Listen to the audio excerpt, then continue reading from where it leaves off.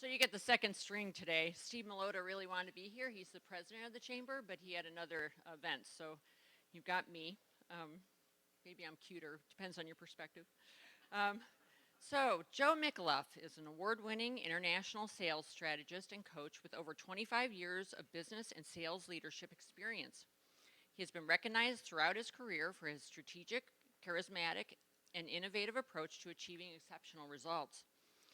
He has held senior management positions in the USA, Canada, and in Australia, where he has served as director of Australia's leading global investment bank for over 15 years. He consistently demonstrated exceptional results by developing pragmatic sales strategies and applying effective coaching practices that elevated the sales skills and performance of his teams. His innovative approach to driving business growth gained industry-wide attention. After a successful corporate career developing and empowering sales professionals to maximize their potential, Joe now helps businesses across Chicago and Lake Bluff, and Sydney to achieve similar results, receiving a 2016 Entrepreneurial Excellence Award from Chicago's Daily Herald Business Ledger for outstanding services to entrepreneurs. So, Joe, thank you. Thank you for being here. Also, you may have trouble understanding. I'm going to be moving to make Phil just spin his head. Just watch Phil's head spin. Just turn your chair around. So he's from England, I'm from Australia. We're arch rivals. So if there's anything you don't understand about what I'm saying, don't ask him for a translation because he won't understand what I'm saying anyway. As we say in Australia, g'day, mates. So g'day, everybody. Of all people, I thought you would say it. Thank you very much for having me here. I'm conscious of the fact that we have a stop at 1 o'clock, so I want to respect your time, but I'm certainly committed to making sure that I provide you with one or two things that you can take away and apply to your career, back at your business, back at your bank, whatever that may be. I've got a 26-year banking career in Australia, Canada, and now the US, and a lot of the things I'm going to be talking about today, I absolutely applied with my teams, with myself personally. So I'm committed to giving you one or two things that you can take away and absolutely leverage. The commitment I'm looking for from you is this. One, if you've got a question, now there will be time afterwards at 1 o'clock. Feel free to raise your hand and say, crikey, mate, what the hell are you saying? I'll be more than happy to answer your question. But secondly, you've committed time to being here, time and money. So it's important that you then commit time back at the office to put some of these things in place, right? So I've been to a number of seminars and a number of conferences, and whenever I speak at a conference, I always make sure that I remind the group that don't just invest time here today, invest time to share some of this stuff with your team. Now I am using a screen, I am using PowerPoint, so there'll be plenty of bits and pieces up here. If you are having trouble reading it at the back, we will provide a copy of the presentation to all of you, so no issues there, and we'll be doing it through the chamber. Also, there's two sheets, there's two handouts on the table which pretty much capture the essence of the entire presentation. So again, the aim would be to leverage these handouts, leverage this information to help you achieve more referrals. So, I will be asking questions. And if you don't volunteer, I will be pointing people out. That's usually the time when people put their heads down, they don't make eye contact with me. Caitlin's already doing it, right? So she's heard me speak before. First question, why is creating referral success so important? Why is it important to create referral success? You know I'm looking at you. Why is it important to create referral success? I don't know if you can see that. I'm sorry, guys. It's almost 100% of my business. And that's 100% right. I'm a sales strategist and coach today. I've been coaching businesses, banks right across Chicago and the Midwest for the last 2 years. And I'll say to all of them, the number one way to grow your business is through referrals. The toughest thing for me landing in Chicago, not knowing anybody, was doing all that wonderful stuff we called cold calling. But I immediately joined networking groups, wonderful networking groups like this. I'm a proud member of this chamber, although some of you are probably thinking, where the hell's he been? Right? But as you build your client base, as you build your referral network, there is nothing more important, more easier to drive growth and to grow your business than referrals. If you had to get a new client tomorrow, the advice I give everybody is ask for a referral. Now, What is the most definite, absolute, easiest, certain, fair dinkum, it's an Australian expression, fair dinkum way to influence a referral? What's the easiest way to get a referral? Ask for it is number 2. It's actually number 3. Give one is up there as well. It's not the number 1 rate. You don't even have to put up your hand. You can just scream it out. Wonderful. That is exactly the answer. Do a great job. And it's not a trick question, but it's one of the things that people fail to recognize. I'm sure we all believe we do a great job. Absolutely.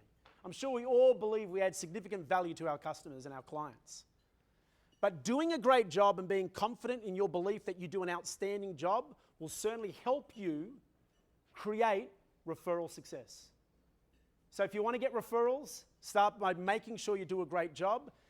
Look at what sales and service excellence means for you and for your business. What's your service mission, whatever that may be. But start by doing a great job. Now, the next level are these 3 things. And that's what we're going to cover off today. How to obtain quality referrals. Develop a referral mindset. Now, whenever I've done these presentations, I've usually started with build referral relationships and adopt referral strategies. But as I've done more and more of these presentations, I realize, and I meet with a lot of bankers, and I realize a lot of people lack confidence when it comes to asking for referrals. Right? A lot of people, and we're going to cover that off in a minute. So if you don't have a referral mindset, if referrals isn't, in your opinion, the number 1 way to drive business growth and to grow your business or to grow your career or grow your portfolio, then you're going to be challenged in asking for them. And you're certainly going to be challenged in building relationships. So we're going to look at developing a referral mindset, then building referral relationships. Just because you have a connection with somebody doesn't mean they're going to refer. I'm sure there's many times we're asking ourselves, I've got a good relationship with Phil. Why isn't he referring business to me? And we start thinking about what's Phil's problem? He doesn't have the problem. You do. You need to think about what you're not doing to drive that referral relationship. As much as it pains me to say Phil doesn't have a problem, right? So all I'm saying is when seeking referrals or wondering why your network, your clients, your referral partners aren't giving you referrals, you need to assess the quality of your relationship. And we've got a little model there, and we're going to be going through that model shortly. Finally, we get into asking. And that's adopting referral strategies. How we ask depends upon how confident we are, the ways we ask, because there's different methods to asking for referrals, and certainly it depends upon the quality of our referral relationship. So over the next 40 minutes, how long have we got left? Half an hour. I'm going to cover off those points.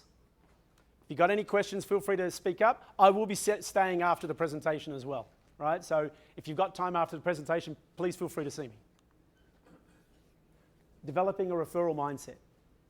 Who here is confident about asking for referrals? Very confident in asking for referrals. Wonderful. So that means the rest of you aren't, right? Who isn't so confident? And can I ask you, sorry, your name? Kani. Can I ask you, why aren't you confident about asking for referrals? I just feel like I'm being imposing. Yep. And that's common. I'm imposing, I'm annoying, I'm scared of affecting their relationship with their contact, with their network, with their own clients. It's not uncommon for a lot of people to not be confident when it comes to asking for referrals. That's why we start with the referral mindset. But confidence is just a feeling. It's just a feeling. It's driven by your beliefs. If you believe, and trust me, Connie, I was certainly there when it came to asking for referrals. When I go to networking groups, right? Our confidence is affected by our beliefs. And if you believe it's annoying, if you believe that it's imposing to ask them to refer one of their valuable clients to you, then your expectations are affected. If your mindset isn't positive, Your expectations then are that that client or that referrer is going to be annoyed if I ask. Therefore, I'm not going to be confident about asking. Therefore, I'm not going to ask. That's going to reinforce the results. And the result is I've still got a good relationship with Phil because I didn't annoy him by asking for a referral, so it reinforces my beliefs. And it's kind of absurd, right? The one mindset, the one thing I want you to think about today when it comes to referrals. What was the first thing I said about getting referrals? What do you have to do? Do you believe you do a good job? There should be a lot of head nodding going on right now, right? And even if you, sorry, you certainly do. Is that what you're saying? I said absolutely. Perfect. Love that. Our belief around the level of service we provide our customers, when I ask people, what's your value proposition? We provide great service. I hear that all the time, especially with banks. God bless them. Right? But I'm sure all of you can tell me 10, 5, 3 compelling stories of the wonderful service you've provided customers. Well, guess what? Those customers have relationships with people who also want that wonderful service.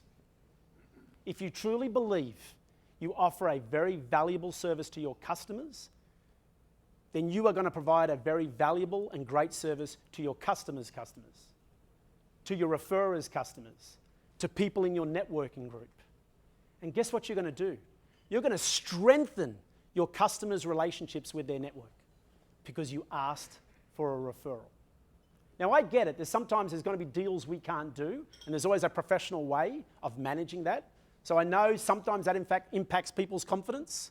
Will I be able to give the same level of service to their referral, to their network?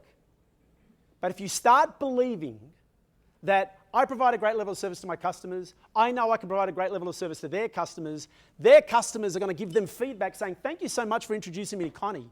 She was fantastic, right? She solved all these problems for me that I had. Are you with First Midwest? Mm-hmm. At the other bank. First Midwest has been fantastic, right? You've just strengthened that relationship. Your customer's going to be saying, great. They're going to give Connie a call and say, I don't know what you did for Jim, but he loves you, and Jim's now taking me to the Cubs game next week to thank me for it. Asking for referrals strengthens your customer's network because you believe that you provide a great level of service. Okay? So I want you to have that belief, that mindset. Here's 5 more things you need to think about when developing a referral mindset, right? Referrals. Expect referrals. It is the number one way to grow your business, so expect them. It sounds arrogant, but it's not meant to be. You should be expecting referrals all the time because you do a great job, right? So expect them. Know that referrals builds mutually beneficial relationships, right? We just touched on that as far as the belief is concerned. Now, here's 3 more things. Leverage reciprocity. People will do for you if you do for them. Leverage reciprocity, right? When you ask for a referral, the best way to get a referral is to give a referral, right? We all know that. So leverage reciprocity, understand it. But you can do reciprocity beyond referrals. There's other ways that you can do favors for your network. Know what a good referral looks like. Right? Know what a good referral for your business looks like. Stop saying, do you know anybody who may need brainstorming advice, who may need their carpet cleaned? You may think that's all you need. That's great, but know what a good referral looks like and then we'll learn how to ask for it. Finally, have a referral process. Have a referral process, right? Referral should be part of your business development routine. It should be it should be the end of any transaction, come at the end of any transaction with an existing customer. It should be part of your weekly business development process, right? Have a referral process. And you stick to it, and you're deliberate about it, and you're structured about it, right? It's not just a nice to have, every now and then I'll ask, next time at the networking function. Every week, you're looking for referrals. If there's nothing else you do in business development, ask for referrals. Are you doing business development activities each week? Yes. Okay, so have a process, right? Make it easy for someone to refer to you. All right, so let's build referral relationships. So that's the mindset, right? It's important. It's not a nice to have, it's a must have. If you're in business, if you've got a portfolio, if you're trying to grow a loan book or pick up some more financial planning clients, right? You need to have that ongoing, deliberate and structured referral mindset at all times. Why do people refer you business? So again, conscious of time, I'm not going to ask that question, but people refer business for 4 reasons. Again, I don't know if people can read this, and again, it's part of this model that we're going to review. They refer business because they like you. They refer business to you because they feel obliged to you. And they refer you business because they seek your expertise. Right? They seek your expertise. But the best way is that they refer you business because they're committed to you. Right? And I've always said, those who respect you and value your relationship will feel committed to making sure that their network, their customers, their clients are speaking to you. And so for a lot of us, we think, well, I've got a good relationship with Phil. He should just be referring people to me. There's 4 things I want you to take into consideration when building a relationship. I want you all to be, there's the handout with the diagram in the middle. I want you to be reflecting upon all of these aspects when it comes to your relationship with people in this room, when it comes to your relationship with your customers or clients, when it comes to your relationship with your referral partners or strategic partners. Right? Think of all the people you know that can have the capacity to refer business to you, and I want you to reflect on the quality of your relationship using these 4 elements. First, liking. How well do they like me? How good a rapport do I have with them? Reciprocity. What have I done for them? This is all about you. This is not about them. What have I done for them? What favors have I done? What referrals have I given them? We're going to cover that off in a minute. You got liking, got reciprocity, you have inclusion. Most chambers, most networking groups, we all feel included. It's an inclusive organization. We generally find time to build rapport at networking events with each other, which is wonderful. We look for ways of doing favors for each other, and that may just be a coffee catch-up or something along those lines. So there's this inclusion. And the chamber has a responsibility to also create the environment for all of you to build rapport and look for ways that you can help each other. Putting events on like this. Okay? So inclusion is probably the most basic of relationships. Then we get into credibility. What are you doing to demonstrate your authority, your expertise, your credibility in your field? Why are you the best banker that they should be speaking to? Why are you the best financial planner that they should be speaking to? Why are you the best creative, I don't even know what Phil does, creative agent, brand person, marketing? No, why are you the best brand specialist consultant that they should be speaking to? Okay? How are you demonstrating credibility and authority? Because if you do that, you have trust. And people refer to people they trust. So remember that other limiting belief that can I actually help their clients? Well, you demonstrate that through credibility, through the way you talk about your process and the way you talk about your service, right? For me, these 3 elements are critical and underpin the motivation your clients will have to refer to you. If you don't have these 3 elements, then there's no way in hell they're going to commit to giving you a referral. You may get a referral from time to time. I don't know if anybody's involved in a B&I group, and I certainly don't like to poo-poo B&I groups. I think they're valuable and they have a place. But I'm always challenged by the fact that you show up for a B&I group and great, you're the only sales strategist we have. Fantastic. Everybody, this is Joe. Make sure you refer your clients to Joe. We haven't built rapport.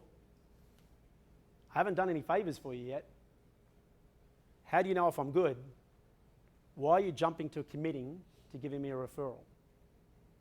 So when you're reflecting on whether your customers or your referral partners or strategic partners are actually committed to giving a referral, start by getting these 3 elements right. This is the foundation. Build trust and inclusion in order to earn respect and value. Does that make sense? Right? And it's one of these key areas when I speak to a lot of prospects and I work with a lot of banks, and their managers saying, yeah, I ask my customers for referrals, we get them from time to time. I say score your customers. So with a lot of businesses who have a CRM, a database, a client database, start thinking about these 4 elements. Build it into your database and score yourself. Score yourself on how strong a relationship you have. And if you've got high scores in all 4 of these areas, and you couple that with mindset and great ways of asking, the referrals are flooding in. So your first point is to make sure that you've got a strong referral relationship. And how do we build that? So I'm going to go through these quickly, but I want you to reflect on how you do this, because you need to be deliberate and structured about doing this. And I say that often. I'm not saying, unethically just look for ways to get them to like me. I'm talking about figuring what liking strategies mean for that person. So, liking is your ability to influence others to have preference for doing business with you because they like you. Because they think you're, as we say in Australia, a good bloke, right? Or a good gal. I won't say Sheila, right? Okay? Now, when you're reflecting on whether your clients like you, it's so easy for us to go, absolutely Connie likes me. I'll score her 10. Don't be too generous with your scoring, okay? You only give someone a 10 if you would name your firstborn child after them, right? Because that's how much you like them. They're one of your best friends. There's not a lot of clients we can say that about. I want you to think about what liking means for that person. What do you know about their personal interests? Do you do social activities together? Develop a strategy. And that strategy could be, and I used to say this to all my bankers, how often are you meeting with your existing customers? It's not all about new customers. How are you building rapport with your existing customers? If you have a coffee catch-up with one of your existing customers, that's a big tick for me, right? Because you are deliberately building rapport. Client first. If you feel that person has a wealth of clients or a wealth of people that they can introduce you to, then makes them feel special. We all say the client comes first. Client comes first, right? When I do training sessions and people don't show up for a training session, they go, I had a phone call from a client. Well, make your clients, make your referral partners feel that way. Feel that you're putting their interests first. They will like you. They'll value for it. Whenever you're thinking about liking, think about your best friends and what you do to build that friendship. You're not going to be best friends with all your clients. I get that. You're going to have some very strange interests that conflict. That's fine. But there's other ways that you can build liking, including around communication. How often do they want to hear from you? Right? You're not going to get referrals from the guy or the gal that says, I haven't heard from you in a while. Right? You haven't established liking. Okay? So for me, it's the simplest one, and everyone here knows how to build rapport. I'm saying you need to deliberately do it and reflect upon how well you like your customers, but most importantly, how well they like you. How would they score you, your relationship? The next one is reciprocity. And it's your ability to influence others to feel obliged to refer you to their customers. They feel obliged to give you an introduction. They feel obliged to invite you to their next event because you've done a ton of favors for them or you're giving them referrals. Now again, don't be generous with your scoring. I want you to reflect on your strategic partners, on your customers, on your referral relationships, on people in this room, and think about what have I done for them that makes them feel obliged to refer to me. You're only scoring someone a 10 if they feel so obliged that they will actually give you their firstborn child, right? It's not about naming anymore, right? So as a sales coach and a strategist, I'm always sharing. I do presentations like this. I share information, tips, advice. I'm always providing and doing favors and giving information to help my prospects, help my existing clients do more beyond just the engagement they have with me. Beyond the engagement they have with me. So when I use one of my referral asking strategies, they feel very obliged to introduce 2 or 3 people to me. Okay? What other things do you think you can do? What other favors can you do for your clients or your customers or your referral partners beyond give them referrals? Because whenever people hear reciprocity, they immediately think, okay, I've got to give them referrals to get referrals. Yes. But beyond that, what else can you do for some of your customers? Please. Help them on some issue that they're involved with. Yeah, absolutely. Absolutely. Take that time to, it may be beyond just their engagement with you that they have an issue with. Introduce them to people that can help them with that issue. Not so much a client of theirs, a potential client for them, but someone can just solve a problem for them. Absolutely. So I do, for example, I offer a lot of free advice. You know, so I'll say to somebody, look, if you're struggling to hit budget this quarter, just pick up the phone and give me a call. We'll have a conversation around it, right? So extend beyond my formal coaching engagement. Love that. Did somebody else have a hand up over here? Please. Be a good resource to them. Yep. Absolutely. Absolutely. That they feel they can call upon you for something that they may need. And then we're going to get into credibility. So reciprocity and credibility have a bit of overlap. But this is the one bit of advice I want to give when it comes to reciprocity. Right? Now, I know that we all do things out of the goodness of our heart. We all do favors for customers and our friends because that's the kind of people we are, which is wonderful. But I'm just going to highlight this. If you do a favor for someone and they say, thanks, don't dismiss the value of the favor. Don't simply say, as we do in Australia, no worries, mate. Don't just say no worries. Remind them why you did the favor. You are a valued client of mine, Dana. I am more than happy to help you anytime you need assistance with growing your business. Feel free to reach out anytime. As opposed to, no worries, Dana. It's not meant to be contrived. All I'm saying is what we do is we give away our favors. We somewhat dismiss the value. Define it. Let them know why you're doing it, why you want to be a valuable resource for them. Right? It's the one big tip when it comes to reciprocity. Right? Don't give away the value of your favor. Just remind them why you did it. Credibility. Credibility is easy, right? Your ability to encourage others to seek your counsel, to use your services. So, you know, I appreciate there's a lot of insurance people in the world, mortgage people in the world. Got a great one in Mary that's here today. There's a lot of financial planners, a lot of bankers. But you want to be able to demonstrate your expertise. You want to be able to keep your head above the pack. What are you doing in your industry to add value on a regular basis that your prospects, that your clients and their network are going to value your expertise? Only score yourself a 10 if you feel that your clients or your referral partners consider you the Warren Buffett of your industry. That they would not speak to anybody else when it comes to brand design, creativity. Like Phil is the only marketing guru that I would speak to when it comes to rebranding my business and all the other stuff he does. Okay? How are you demonstrating credibility and expertise? Any questions? Any thoughts, suggestions on how you demonstrate your credibility and expertise to your network, please? Love that. Write an article on LinkedIn. Share articles. Yeah. And that article, you know, it's got a double purpose. One, if you put it on LinkedIn, people are thinking that, wow, she's smart. She knows what she's talking about. I should reach out to her. But it also demonstrates credibility. You know, in my world as a sales coach, if you're linked in with me, I'm always sharing articles around sales and how to grow your sales and sales leadership and how to coach your team, right? So if you're using LinkedIn, quick tip, and you're using it to build credibility, which is really what it's for in my opinion, right? As well as making contacts. It's not Facebook, right? Don't like everything and anything on LinkedIn. Save that stuff for Facebook.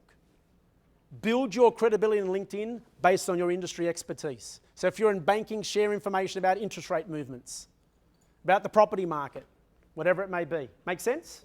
Right? There's lots of ways that you can demonstrate credibility. Send information to your customers. Right? Help them.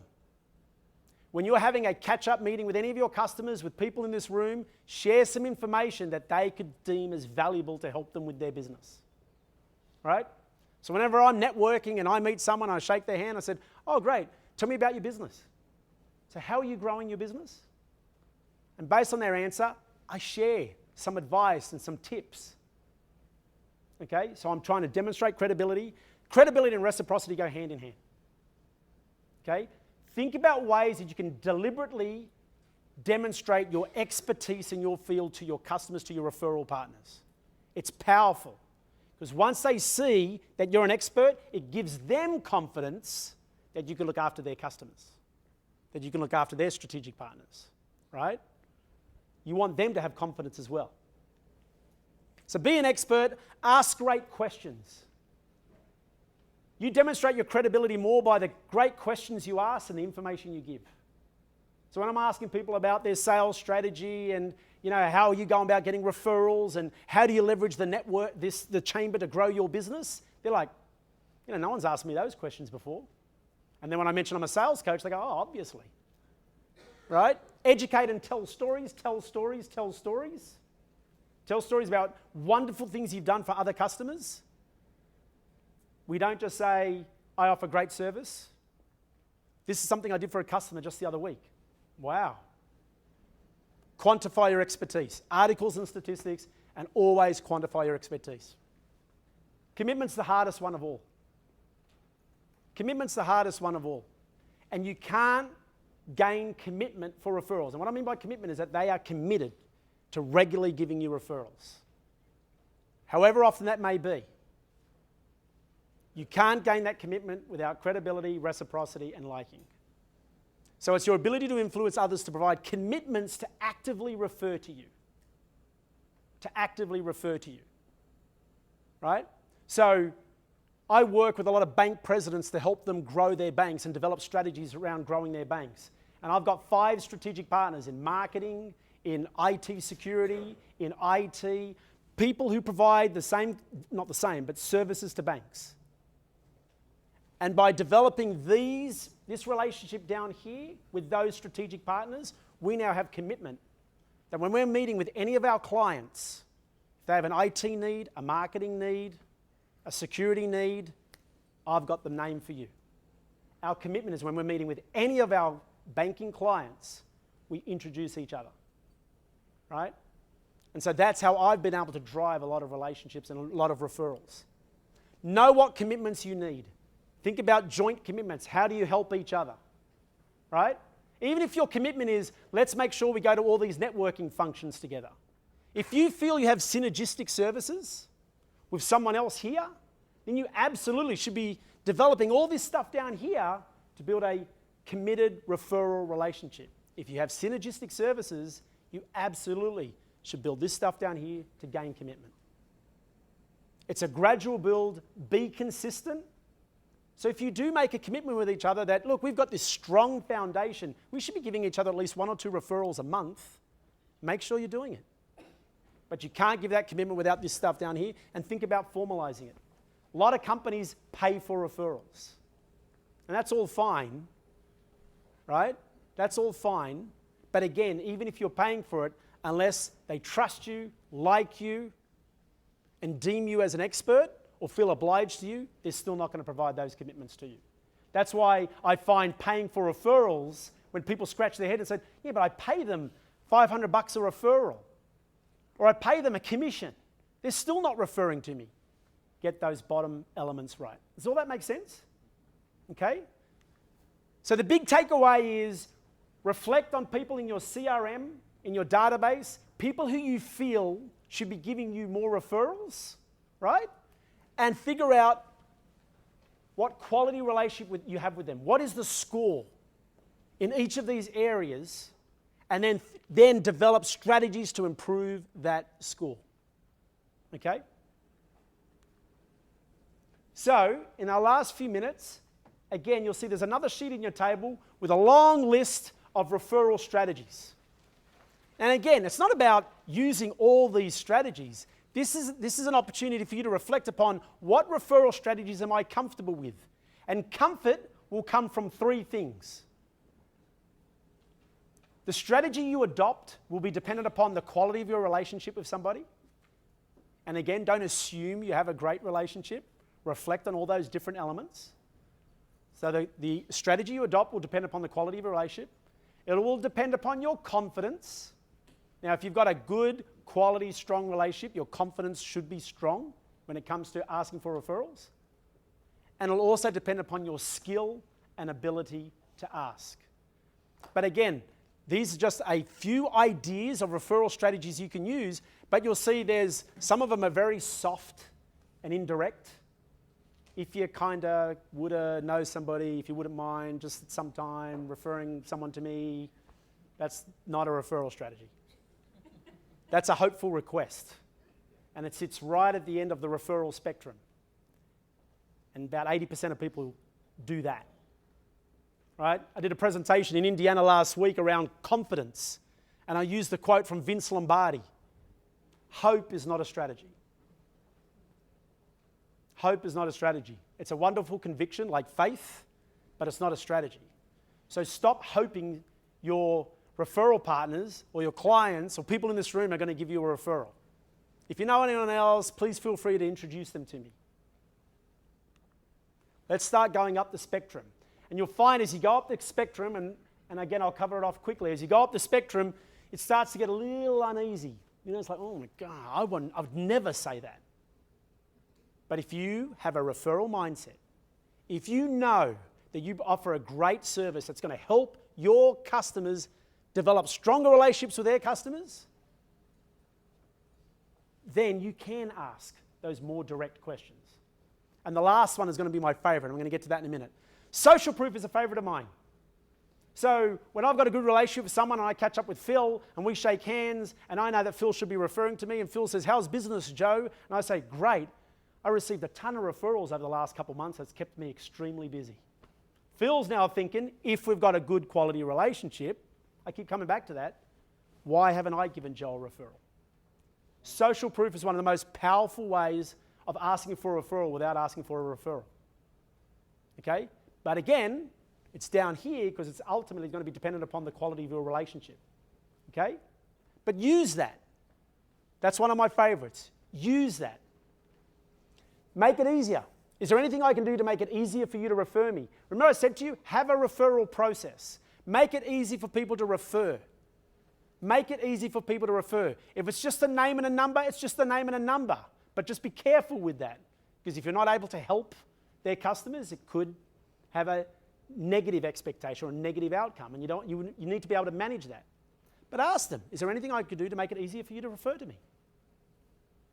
Okay? Another one that I love and I'm comfortable with, capacity request.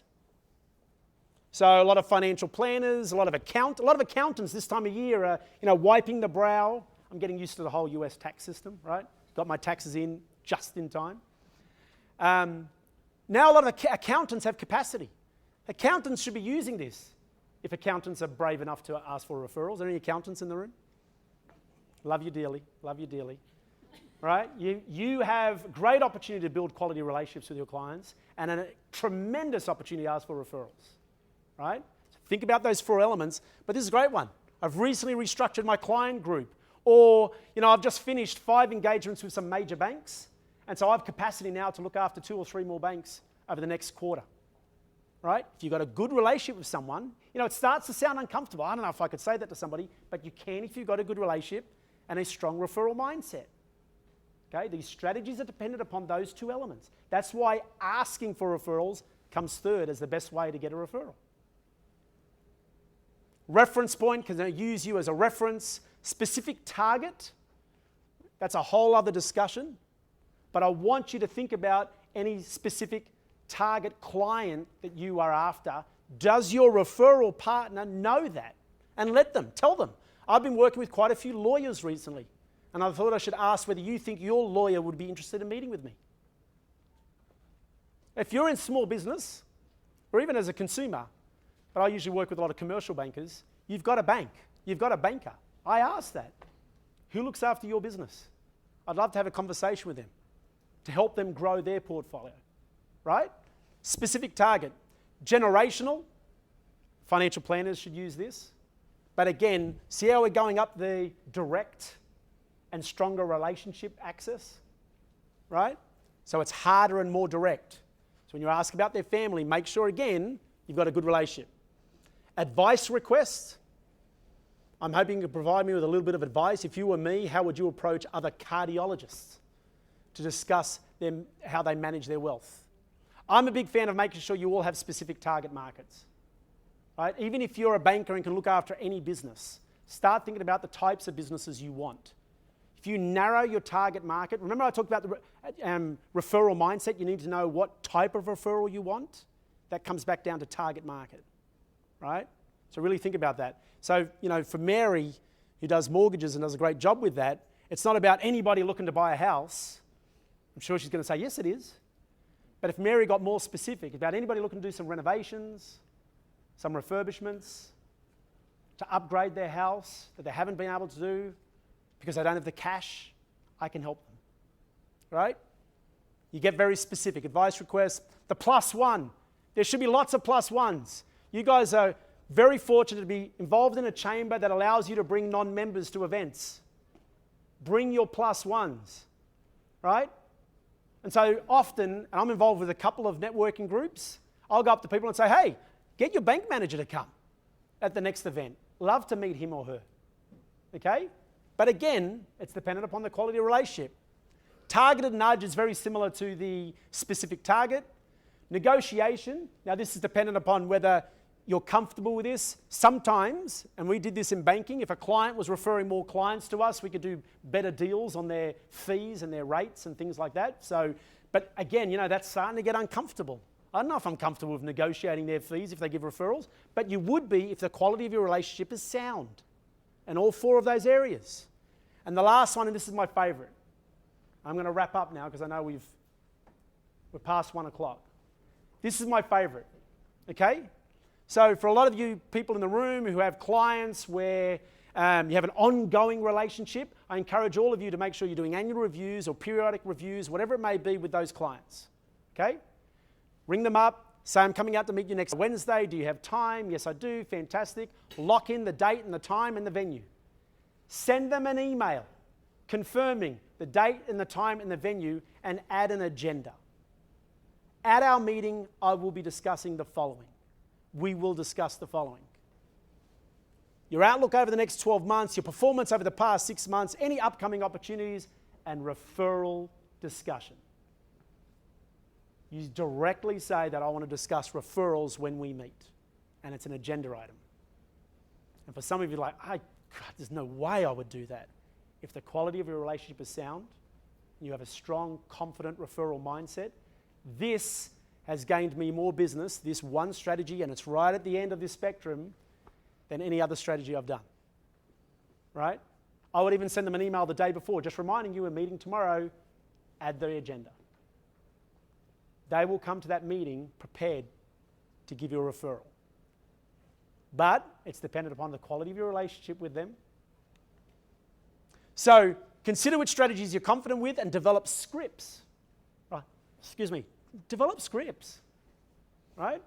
You don't have to swear by them or live by them, but it makes it easier for you to think about going into that meeting, going to that networking function. Don't just show up at your next networking function, right? I use notes on my phone all the time, and I'm always, as I'm going to a networking function, I write down how I'm going to introduce myself. And trust me, I've introduced myself 2 billion times. But I'll do a quick little recap on how I'm going to introduce myself, and I've got a ton of them. But I've also got ways of asking for referrals using these strategies. And it's just a recap. I prepare for the meeting, prepare for the event. Creating referral success is easy, guys. It really is. Build committed relationships where people are committed to giving you referrals because of the quality of your relationship with them. And then confidently be directive. Confidently be directive. Use more of those direct asks. And you will find that you will get those referrals and you will be able to more easily grow your business. Here's some things to reflect upon. First of all, some next steps for all of you. Remember I talked about some takeaways? These are the things I want you to think about back at the office next week with your team. Reflect upon your referral beliefs and the beliefs of people in your team. Review your relationship scores, right? How strong is the relationship I have with people?